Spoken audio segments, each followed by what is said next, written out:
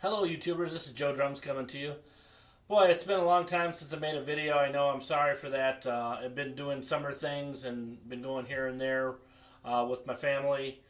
And so anyway, I've been doing a lot of work with recording, and I figured I'd talk about some of the things that I do and what I've got here as far as setup.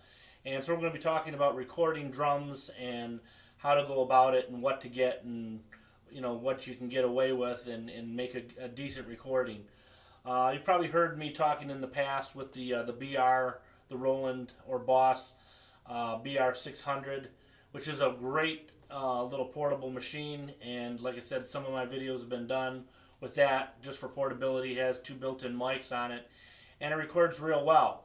But if you want to get into a little bit more of like studio recording and how they're doing it, in the studios now, they have huge consoles, hundreds of thousands of dollars worth of stuff. Of course, you and I can't afford that stuff, so we kind of have to opt to either like a BR 600 or something to this effect where you have a laptop or a computer with maybe some decent monitor speakers to hear the quality of the sound, and good microphones, of course, on the drums.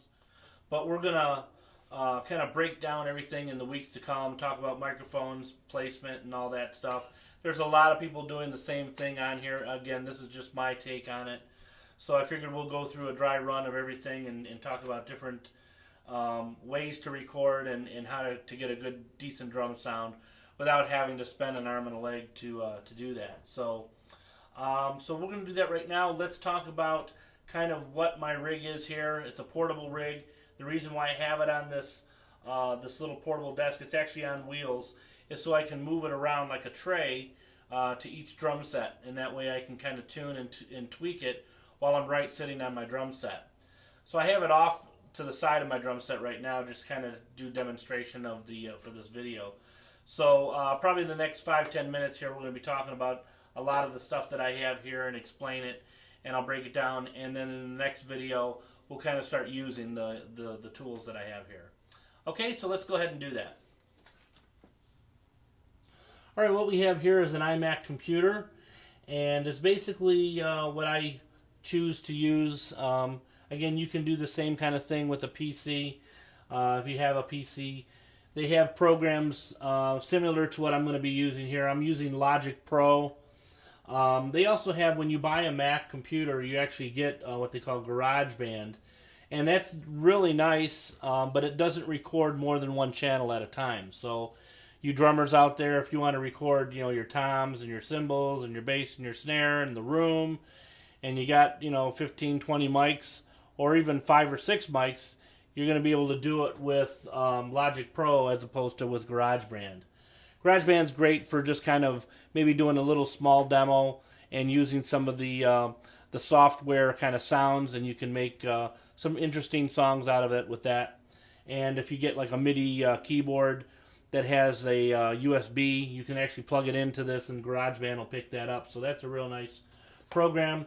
I'm not going to really get into that too much today because there's so much to talk about with Logic Pro. But anyway, those are the two softwares that I'm using for recording. As you see here, I've got these KRK. These are called the Rocket 5s. These are about $149 a piece. And I ended up getting them for a little bit cheaper than that. I think I paid like $125. They were on sale. And so look around. You might even find it cheaper possibly in some of these online places. And then I have my regular mouse and keyboard that comes with the Mac. These are wireless. And so that's pretty much the screen and the audio that would be coming out through the speakers. Okay, and over to the right of the mouse, as you can see, this little device here, this black box. This is for headphones. Let's say if I was recording drums and guitar and bass and maybe a vocal or something like that all at the same time. Each person's going to be able to have to hear what they're recording. So you would plug your headphones into this little device, and it has the switcher, the sliders that control the volume that goes to the headphones. It's not necessary if you're going to be the only one that's recording. Let's say if you're just recording some drum tracks, you can go just directly into the audio device that you're going to be using for recording, or you can plug it in the back of your computer with the audio, and that has a headphone jack in the back of every computer most of the time, as far as I know. So that's a good way to do that. Okay, and what I have here is a mixer, and what I need this for is sometimes if I'm adding effects such as reverb or a compressor or something to that effect, and I wanted to add it from maybe the snare drum and the bass drum, I could go directly from that to the input of the computer.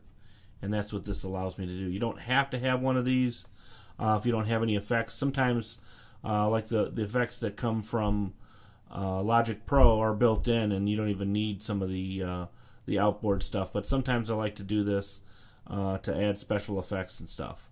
So that's what that is. Okay, and here's what makes recording your drums possible. I have this FirePod Studio project. It has 8 inputs as far as your XLRs. It does have other inputs in the back, but I use the front ones mainly because they're easier to get to. It has the phantom power built into it as well, and I have all my inputs from my drum mics going directly into this, and then it goes out from the FireWire to the computer.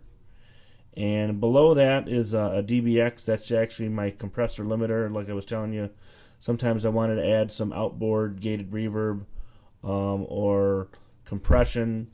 And the thing below that one is a tube preamplifier. That's if I'm recording vocals. Again, it's not necessary if you're going like with the software stuff that comes in Logic Pro. You can use that as well. And down below that is the reverbs made by Lexicon, and that's a nice little handy device if you wanted to add some special effects to your voice. So that's what I have available right now. So we will, next time I see you guys, we'll actually come back and we'll talk about how to put all this stuff together.